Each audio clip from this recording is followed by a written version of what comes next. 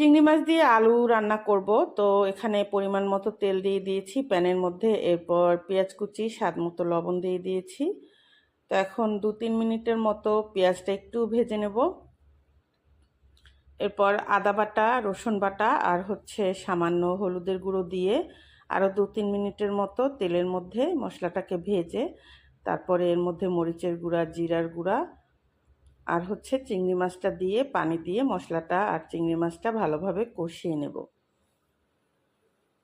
একদম সামান্য পানি দিয়েছি, চিংড়ি মাছটাও দিয়ে দিয়েছি। এখন এটাকে 5 মিনিটের মতো কষিয়ে নেব। আর একটু পানি থাকতে থাকতেই এর মধ্যে আমি আলুটা দিয়ে দিলাম। আলুটা একটু মোটা মোটা করে কেটে নিয়েছি। আর এই রেসিপিটা আমি প্রায় সময় করি, আপনাদের সাথে কখনো শেয়ার করা হয়নি। চিংড়ি মাছ দিয়ে যদি এভাবে একটু মাখা মাখা করে আলু রান্না করেন, খেতে কিন্তু খুবই ভালো লাগে। আমার তো খুবই পছন্দ। চিংড়ি মাছের যে কোনো তরকারি আমার খুব ভালো লাগে।